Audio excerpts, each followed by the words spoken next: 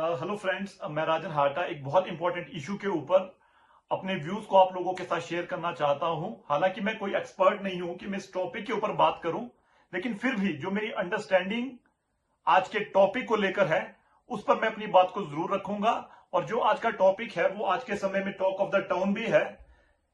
जैसा कि आप सभी लोगों को विदित है, जो ऑनरेबल हाई कोर्ट ने एनक्रोचमेंट को लेकर जो ऑर्डर्स पास किए हैं और उन ऑर्डर्स के चलते आज के समय में जिस तरह से सेब से लदे हुए पौधों को काटा जा रहा है और उसके साथ साथ जो भी मकान फॉरेस्ट लैंड पर बने हैं उन्हें भी एविक्शन करने का ऑनरेबल हाई कोर्ट ने ऑर्डर दिया है, तो उसके ऊपर जो हिमाचल प्रदेश सरकार है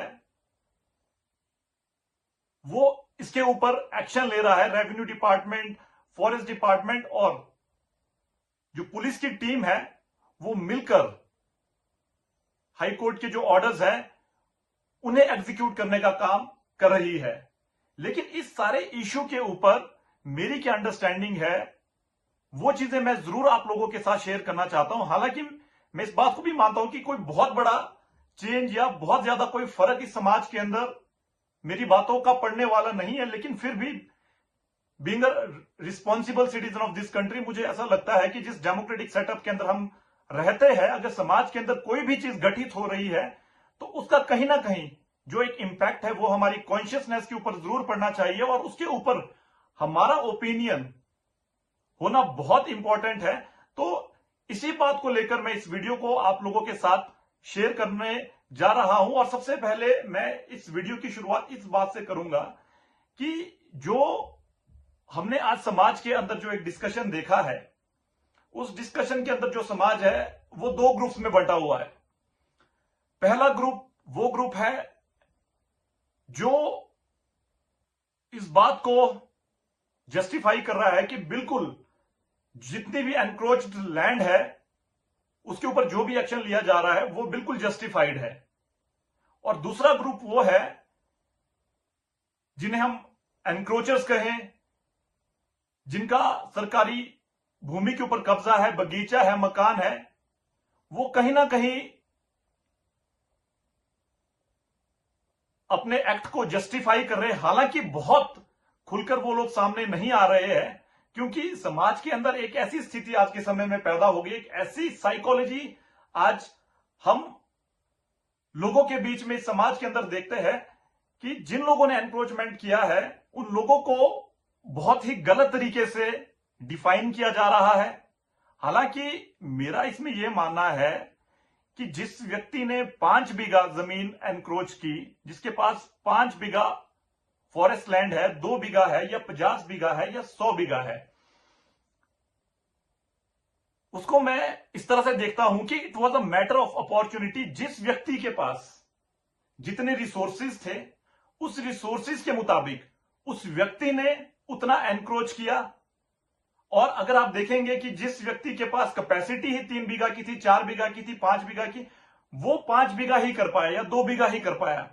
जिस व्यक्ति के पास रिसोर्सेज थे, राजनीतिक पहुंच थी, उन व्यक्तियों ने लार्ज स्केल पे एनक्रोचमेंट किया। और जिन व्यक्तियों के पास एनक्रोचमेंट लैंड नहीं है, तो मेरा ऐसा मानना है, मेरी बात का कोई बुरा ना माने, मैं इस समाज की जो वास्तविकता है वही चीजें यहां से बयां कर रहा हूं। मुझे लगता है कि जिसके पास एनक्रोचमेंट लैंड नहीं है, हो सकता है कि उसके पास अपॉर्चुनिटी ना रही हो, या उनके बुजुर्गों ने या उनके पेरेंट्स ने किसी कारणवश एनक्रोचमेंट ना किया हो, या उनके पास ऐसी परिस्थितियां ही पैदा ना रही हो उनके सामने कि वो एनक्रोचमेंट कर सके। तो मेरे कहने का मतलब यह है कि मुझे ऐसा बहुत कम लगता है कि शायद ही कोई व्यक्ति ऐसा समाज में होगा कि जिसके पास एनक्रोचमेंट लैंड नहीं है। किसी के पास हो सकता है 10 फीट हो, 20 फीट हो, आधा बिस्वा हो, 1 बीघा हो, 2 बीघा हो। जितना आपके पास सिचुएशन थी अपनी लगती हुई जमीन के साथ, जितना आपको लगा उतनी तो मुझे लगता है कि समाज के प्रत्येक व्यक्ति ने कस्सी चलाई है। लेकिन फिर भी हम बड़े एनक्रोचर्स को बहुत ही गलत तरीके से डिफाइन कर रहे हैं। जो कि मुझे लगता है, व्यक्तिगत तौर पे मुझे लगता है कि वो न्याय संगत नहीं है, क्योंकि हम सभी लोग एक जैसे हैं। कोई ज्यादा फर्क हमारे समाज के अंदर नहीं है, लेकिन मुझे बस इतना लगता है कि सिर्फ अपॉर्चुनिटी और सर्कमस्टांसिस का फर्क रहता है। जिसे मौका मिला उसने उस हद तक एनक्रोच किया। लेकिन क्या आज जो ये विश्लेषण है, क्या वो इस आधार पे होना चाहिए कि इसने ये किया, उसने वो किया, ये दोषी है, वो दोषी है? लेकिन सबसे बड़ा सवाल खड़ा ये होता है कि आज जो पर्यावरण का विनाश हुआ है और आज भी हो रहा है, उसका सबसे बड़ा दोषी कौन है? यह सवाल तो समाज के अंदर खड़ा होना चाहिए। और अनफॉर्चुनेटली जिस तर्ज पे यह सवाल आज के समय में खड़ा होना चाहिए था, इसके ऊपर डिस्कशन होना चाहिए था, अकाउंटेबिलिटी तय होनी चाहिए थी, इसके ऊपर कोई भी डिस्कशन आज मुझे समाज में होते हुए दिखाई नहीं देता है। मेरे कहने का मतलब यह है कि जो ये समाज है, जो ये देश है, एक डेमोक्रेटिक सेटअप के अंदर रहता है, एक इलेक्टेड गवर्नमेंट होती है, और उस इलेक्टेड गवर्नमेंट के पास कानून बनाने की ताकत होती है। उसकी रिस्पॉन्सिबिलिटी, अकाउंटेबिलिटी होती है कि जो स्टेट के नेचुरल रिसोर्सेज है या अदर रिसोर्सेज है, उनकी प्रिजर्वेशन और कंजर्वेशन करने की कॉन्स्टिट्यूशनल ड्यूटी उन चुनी हुई सरकारों की होती है। तो सीधे तौर पर लाखों बीघा भूमि को अगर लेजिटिमेट तरीके से एनक्रोच कर दिया गया, तो जो संवैधानिक पद पर बैठी हुई सरकारें आज से पहले भी थी, आज के समय में भी है, who are getting handsome salaries, भत्ते और सारी फैसिलिटीज, 60-60 लाख की गाड़ियां, हेलीकॉप्टर्स, पेंशन्स, न जाने कितने भत्ते, क्या उन लोगों ने अपना काम किया? फॉरेस्ट मिनिस्टर ने अपना काम किया, चीफ मिनिस्टर ने अपना काम किया, विधायक ने अपना काम किया। उसके बाद आता है एग्जीक्यूटिव बॉडी, फॉरेस्ट डिपार्टमेंट की मैं बात करूंगा। और निश्चित तौर पर जब लाखों बीघा भूमि को एनक्रोच किया गया, तो ऐसा हो नहीं सकता है कि फॉरेस्ट डिपार्टमेंट की इन्वॉल्वमेंट ना रही हो, राजनीतिक संरक्षण इसमें ना रहा हो। और जो प्रभावशाली लोग थे, उन्होंने फॉरेस्ट डिपार्टमेंट को भी मैनेज किया, सरकार का भी उन्हें संरक्षण था। अन्यथा इतने लार्ज स्केल पर एनक्रोचमेंट करना, और ऐसा भी सुनने में आता है, कुछ लोग ऐसे भी है कि जो डायरेक्टली फॉरेस्ट में चले गए, कि 1 इंच भूमि भी उनके पास वहां पे मलकियत नहीं है, लेकिन फिर भी उन्होंने वहां पर जंगल के जंगल खाली कर दिए। तो यह सवाल तो आज सरकारों से करना चाहिए कि आप लोग कहां थे, आप लोगों ने क्या किया।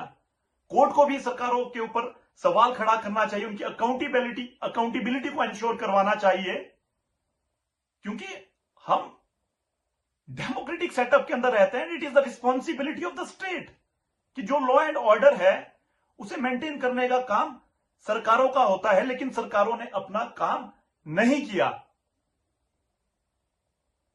और जहां तक एनवायरमेंट की बात रही, तो इस बात को भी मैं यहां से स्पष्ट करना चाहता हूं कि environment is very very very important, लेकिन उसके साथ साथ हमें इस बात को भी समझना है कि जो हिमाचल प्रदेश है वो 90% रूरल इकोनॉमी है, और 90% रूरल इकोनॉमी का मतलब यह है कि 90% जो हिमाचल है वो आज भी गांव के अंदर रहता है। और जब वो गांव के अंदर रहता है, इंडस्ट्रीज तो हमारे पास है नहीं।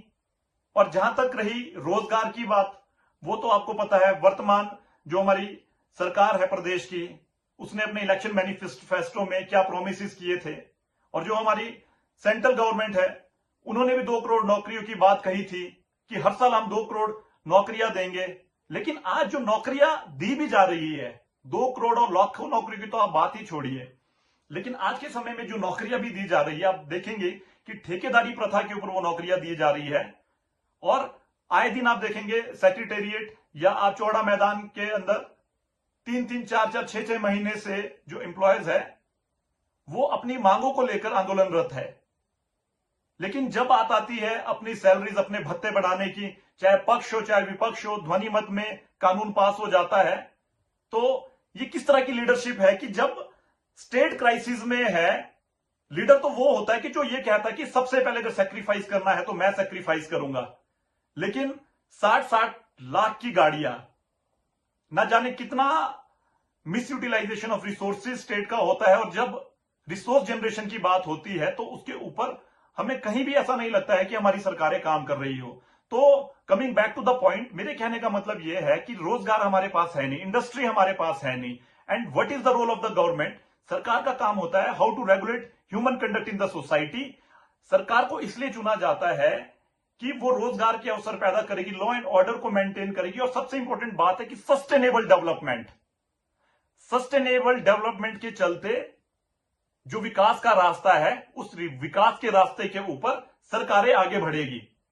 और आप इस बात को अंडरस्टैंड कर सकते हैं कि ये बात सरकारों को मालूम थी कि जो हमारा प्रदेश है वो कृषि और हॉर्टिकल्चर के ऊपर आधारित है। और लैंड रिफॉर्म्स की जब बात आती है कि अगर सरकारों ने समय रहते हुए अगर लैंड रिफॉर्म्स के ऊपर काम किया होता, चाहे वो फॉरेस्ट कंजर्वेशन एक्ट को अमेंड करने की बात होती, उसके ऊपर अगर निरंतरता के साथ केंद्र सरकार से बात की होती, तो मुझे ऐसा लगता है कि कहीं ना कहीं फॉरेस्ट कंजर्वेशन एक्ट को भी अमेंड किया जाता। और अमेंड करने का मतलब यह नहीं है कि जो प्रकृति है उसका विनाश किया जाए। मेरे कहने का मतलब यह है कि लेजिटिमेट तरीके से, सिस्टमेटिक तरीके से, जरूरत के आधार पर जो लैंडलेस लोग हैं उन्हें लेजिटिमेट तरीके से, पॉलिसी के तरीके से लोगों को जमीन आवंटित की जाती। लेकिन सरकारों ने वो काम किया नहीं, क्योंकि सरकारें तो आज के समय में सिर्फ अगले चुनाव और अपने गुट को स्ट्रांग करने के लिए काम करती है। और जो सरकार के नजदीकी लोग होते हैं, they are here to make money. क्योंकि आज जो पॉलिटिक्स है ये आज सेवा करने का प्रोफेशन ना होकर आज मनी मेकिंग प्रोफेशन ज्यादा हो चुका है। तो मैं इस बात को बिल्कुल स्पष्ट कहता हूं कि ये सरकारों का फेलियर रहा है, चाहे वो भारतीय जनता पार्टी की सरकार रही हो, चाहे वो कांग्रेस की सरकार रही हो। और ऑनरेबल हाई कोर्ट ने तो 2018 में भी, उसके बाद भी और उससे पहले भी समय दिया, जब सरकारों ने समय मांगा कि हम इस पे पॉलिसी बनाएंगे। लेकिन सरकारें उस हिसाब से फॉरेस्ट कंजर्वेशन एक्ट को ना अमेंड कर पाई, ना एफआरए को, क्योंकि एफआरए को लेके ये बिल्कुल क्लियर है कि एफआरए भी पार्लियामेंट के द्वारा पास किया गया कानून है। उसके तहत भी जिस सीरियसनेस के साथ लोगों को एजुकेट, अवेयर करते हुए, नीडी लोगों को, जिन लोगों ने जरूरत के आधार पर, हालांकि इस बात को मैंने पहले भी कहा है कि जो 3 बीघा तक सीमित रहा उसके रिसोर्सेज नहीं थे, पर्यावरण प्रेमी वो भी नहीं था। पर्यावरण प्रेमी मुझे लगता है कि शायद ही कोई हमारे समाज के अंदर होगा, और जो होगा वो बहुत अच्छी बात हमारे समाज के लिए है। लेकिन जो मेजॉरिटी है, जो मेजॉरिटी सेक्शन है, we people are opportunist people. जब हमें अपना फायदा देखना होता है तो हम हर चीज से कॉम्प्रोमाइज कर लेते हैं। लेकिन मुझे लगता है कि पर्यावरण से ज्यादा it is a matter of jealousy, और इस बात को हमें एक्सेप्ट करना चाहिए। क्योंकि जब पर्यावरण को डिस्ट्रॉय किया जा रहा था तो हम में से कितने लोगों ने आवाज उठाई? क्या हाई कोर्ट के ऑर्डर्स पास करने के बाद ही हमारा पर्यावरण प्रेम जागा? कहीं ऐसा तो नहीं है कि हमें पड़ोसी से यह दिक्कत है कि पड़ोसी के बहुत ज्यादा बॉक्सेस होते हैं तो ये हमारी जेलसी है, हमारी कुंठा है, तो उस कुंठा को सेटिस्फाई करने के लिए हम पर्यावरण को एज अ शील्ड यूज कर रहे हैं।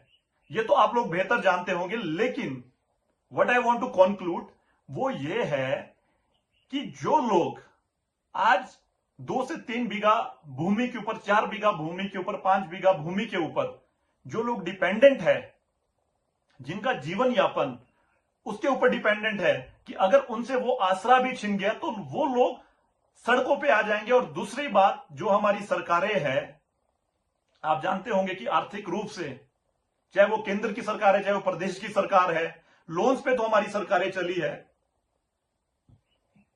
रोजगार देने के लिए आपके पास कोई प्रावधान नहीं है, तो ऐसी फैमिलीज का क्या होगा, ऐसे परिवारों का क्या होगा, वो कैसे सरवाइव कर पाएंगे। और मुझे ऐसा लगता है कि कहीं ना कहीं जो ऑनरेबल हाई कोर्ट के जो जजेस है, उनकी कॉन्शियसनेस भी इस बात को लेकर बिल्कुल क्लियर होगी कि जो गरीब व्यक्ति है, जो weaker section of the society है, irrespective of religion, caste, race, वो किसी भी धर्म जाति का होगा, लेकिन अगर वो गरीब है तो उस गरीब को जीवन जीने के लिए 2 से 3 बीघा भूमि या 4 बीघा भूमि अगर उसके पास है, कहीं ना कहीं उसे उजाड़ा नहीं जाना चाहिए। लेकिन ये ऑनरेबल हाई कोर्ट की भी मजबूरी है, क्योंकि कानून तो सरकारों ने बनाना है, उसकी इंटरप्रिटेशन हाई कोर्ट ने करनी होती है, सुप्रीम कोर्ट ने करनी होती है, या जो दूसरे लोअर कोर्ट्स हैं उन्होंने करनी होती है।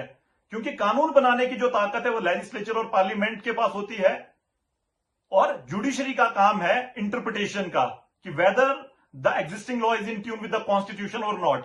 तो वो काम जुडिशरी का होता है, और जुडिशरी अपने हिसाब से काम कर रही है। और सबसे बड़ी बात इसके अंदर यह है कि जो प्रदेश सरकार है, जो प्रदेश सरकार के एडवोकेट जनरल है, एज पर माय इंफॉर्मेशन, उस हिसाब से जब सरकार ने अपना पक्ष ऑनरेबल हाई कोर्ट में रखा, तो जब यह चर्चा चली कि सरकार इन बगीचों को अपने पोजेशन में ले, उसकी ऑक्शन करे और इन बगीचों को मेंटेन करे, सरकार के पास रेवेन्यू भी जनरेट होगा। लेकिन एडवोकेट जनरल ने इस बात को रिफ्यूज कर दिया। उन्होंने कहा कि हमारे पास ना इतनी मैन पावर है कि हम इस चीज को कर पाए, और दूसरा, जो सेब के बगीचे हैं उनको मेंटेन करने के लिए मैन पावर लगेगी, आपको प्रॉपर फंजीसाइड्स की स्प्रे करनी पड़ती है। अगर उनकी मेंटेनेंस सरकार नहीं कर पाई तो इतनी ज्यादा बीमारियां फैल जाएगी जिसे कंट्रोल करना पॉसिबल नहीं रहेगा। और दूसरी तरफ जो सरकार है, जब थोड़ा सा प्रेशर किसानों का पड़ा तो just to save their chair, मैं वही कहूंगा क्योंकि जो नेताओं की जान होती है वो कुर्सी में होती है, तो उन्होंने कहा कि हम ऑनरेबल सुप्रीम कोर्ट मूव करेंगे। हाई कोर्ट में जो स्टेट को रिप्रेजेंट करने वाले सीनियर मोस्ट एडवोकेट है वो कुछ और बात कर रहे हैं, आप उसके उलट अब सुप्रीम कोर्ट जाने की बात कर रहे हैं। अच्छी बात है, अब जाइए, लेकिन आपको इस बात को बिल्कुल क्लियर करना पड़ेगा, चाहे वो पक्ष है चाहे विपक्ष है, कि आप लोगों का स्टैंड है क्या। ऑनरेबल एजुकेशन मिनिस्टर कहते हैं कि ये टाइम गलत है, इस समय नहीं कटने चाहिए, तो इस बात से आप सहमत है कि 2 महीने के बाद कट जाएंगे, तो वो जस्टिफाइड है क्या। ऑपोजिशन भी इस पे बात करे, जब भारतीय जनता पार्टी की सरकार थी तब भी तो आरा चला था। और मुझे क्या लगता है कि what I want to convey in this video, मुझे लगता है कि हर व्यवस्था के अंदर, चाहे वो अंग्रेजों की व्यवस्था रही हो, चाहे राजा महाराजाओं की व्यवस्था रही हो, वो किसी ना किसी कानून के हिसाब से चलती है।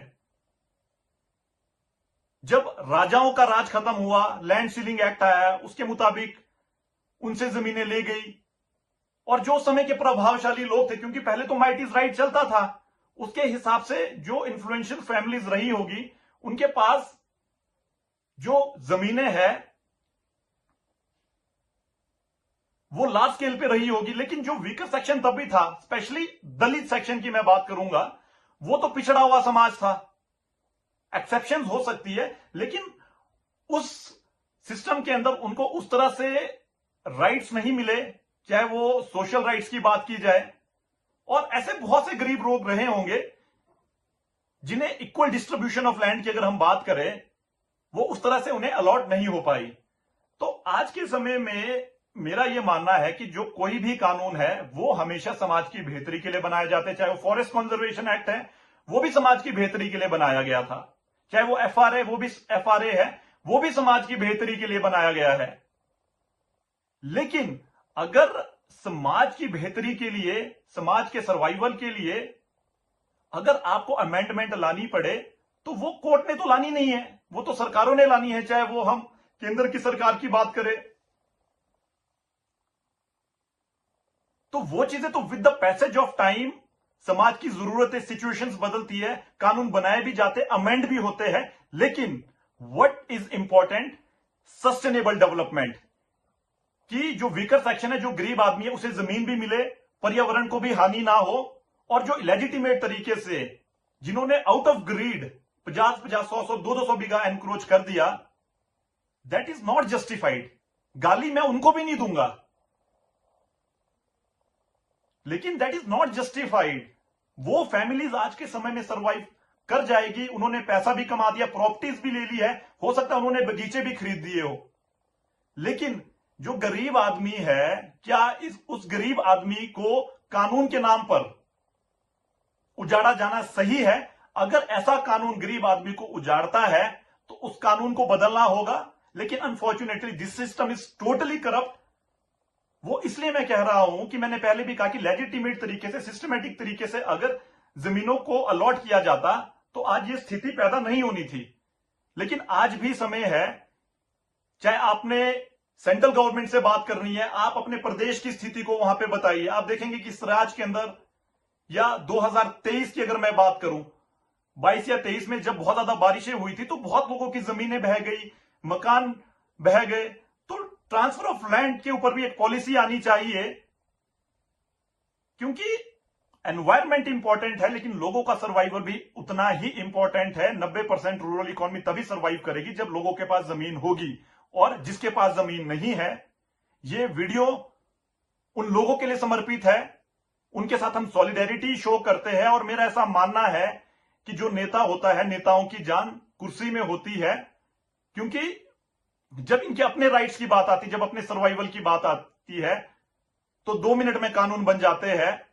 लेकिन जब आम आदमी की हकों की बात आती है तो सिर्फ वोट बैंक पॉलिटिक्स की तरह लोगों को यूज किया जाता है। और मैं इस बात को कहता हूं कि आप बचेंगे तभी अगर आप अपने लिए स्टैंड लेंगे, अदरवाइज आप सिर्फ वोट बैंक पॉलिटिक्स की तरह यूज होते रहेंगे। क्योंकि नेताओं का फ्यूचर सिक्योर है, उनके बच्चों का जो फ्यूचर है वो सिक्योर है, और जो पॉलिटिक्स में एसोसिएटेड लोग आज के समय में है वो पैसा बना रहे हैं, उनका फ्यूचर सिक्योर है, उनके बच्चों का फ्यूचर सिक्योर है। और at the time of elections धर्म, जात या पैसों के प्रभाव में या किसी और प्रभाव में आप लोग जब वोट देते हैं तो मेरा यह मानना है कि this political class feels safe. अगर आपको इन्हें इनसिक्योर फील कराना है तो आप लोगों को यह सोचना होगा कि आप लोगों को इस सिस्टम को कैसे डील करना है, और इस सिस्टम को डील करने के लिए आपको अपने इश्यूज को और इस सोसाइटी को, इस सिस्टम को, पॉलिटिक्स को आपको अंडरस्टैंड करना होगा। और अंत में मैं आप सभी लोगों से यह अपील करता हूं, और सरकार से भी मैं यह अपील करता हूं कि जो एफआरए का कानून है वो केंद्र का कानून है। अगर आप सही मायने में उसे इंप्लीमेंट करना चाहते हैं तो आप उसमें स्थिति स्पष्ट कीजिए। रेवेन्यू डिपार्टमेंट को, फॉरेस्ट डिपार्टमेंट को, पंचायतों को आप गाइडलाइंस भेजिए, लोगों को एजुकेट कीजिए, अवेयर कीजिए। और मैं लोगों से भी यही निवेदन करूंगा कि जो एफआरए का कानून है वो बहुत इंपॉर्टेंट लॉ है आज के समय में। और मैं यही निवेदन करूंगा कि आप लोगों को मालूम है कि एफआरए के कानून के अंदर जो सबसे इंपॉर्टेंट जो रोल है वो ग्राम सभा का है। और ग्राम सभा को यह मालूम है कि हमारे गांव में कौन व्यक्ति 2 बीघा, 3 बीघा, 4 बीघा, 5 बीघा तक कौन ऐसा व्यक्ति है जो लैंडलेस है, जो गरीब है। उस गरीब व्यक्ति के पक्ष में आप जरूर अपना समर्थन ग्राम सभा के अंदर दर्ज करें, और एनवायरमेंट प्रोटेक्शन के लिए भी आप आवाज उठाएं। जो लेजिटिमेट एनक्रोचमेंट हुआ है वो जस्टिफाइड नहीं हो सकता है। जब देवदार के पेड़ों को काटा गया, दर्द उन्हें भी हुई होगी। जब सेब से लदे हुए पेड़ों को काटा जा रहा है, दर्द उन्हें भी हो रही है। ना देवदार के पेड़ों की गलती थी, ना सेब के पौधों की गलती है। गलती है उस सरकार की, उस कॉन्स्टिट्यूशन की सौगंध लेने वाली सरकारों की, इस सिस्टम की, फॉरेस्ट डिपार्टमेंट की, जिन लोगों ने अपने कर्तव्य का निर्वाह नहीं किया। एंड उसके बाद तो जो लोग हैं वो आते हैं, और हमें पता है कि व्हाट इज आवर कॉन्शियसनेस, कि अगर हमारा मन करे हम तो बीच चौक पे गाड़ी लगा दें, लेकिन हमें डर किस बात का है? कानून का है। कानून ही कंट्रोल करता है। और अगर लोगों ने ही सब कुछ करना होता, अगर ह्यूमन कॉन्शियसनेस इतनी ज्यादा होती कि लोग अपनी ड्यूटी को समझते, तो ना तो सरकारों की जरूरत पड़नी थी, ना कचहरियों की जरूरत पड़नी थी, ना पुलिस की जरूरत पड़नी थी। तो इस बात को आपने अंडरस्टैंड करना है कि समाज को चैनलाइज करने के लिए सरकार को चुना जाता है, उसके नीचे एग्जीक्यूटिव बॉडी होती है जिसका सुपरविजन सरकारें करती है, और जुडिशरी का काम है इंटरप्रिटेशन का।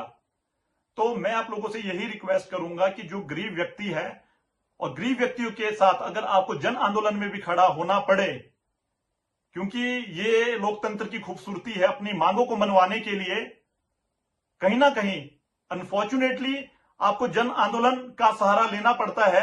चाहे वो देश को आजाद करने की बात हो, चाहे वो कृषि कानूनों की बात हो, चाहे वो कर्मचारियों का आंदोलन हो, चाहे वो कोई भी यूनियन हो, वो अपनी मांगों को लेकर हमेशा सरकारों के ऊपर दबाव बनाती। हालांकि आंदोलन करने का शौक किसी को भी नहीं है, नोबडी हैज टाइम, सभी के पास अपना काम है, सभी अपने कामों में बिजी है। लेकिन सच्चाई ये है कि जो ये सरकारें हैं, जो ये सिस्टम है, जब तक इन्हें अपना वोट बैंक खिसकता हुआ नजर नहीं आएगा, तब तक ये सिर्फ पॉलिटिक्स ऑफ पावर से ही प्यार करते रहेंगे और हम लोगों को as a vote bank politics ही यूज करते रहेंगे। तो मैं अपने वीडियो को कंक्लूड करने से पहले आप लोगों से यही रिक्वेस्ट करूंगा कि एनवायरमेंट इज इक्वली इंपॉर्टेंट। जो गरीब व्यक्ति है उसके साथ हमें खड़ा होना है। सरकारें अमेंडमेंट लाए, एफआरए को इंप्लीमेंट करे, और उसमें हम भी अपनी भूमिका को सुनिश्चित करेंगे। जो लार्ज स्केल पे आउट ऑफ ग्रीड जो एनक्रोचमेंट हुआ है, दैट इज रॉन्ग, और वो सरकारों के संरक्षण में हुआ, फॉरेस्ट डिपार्टमेंट की इन्वॉल्वमेंट की वजह से हुआ।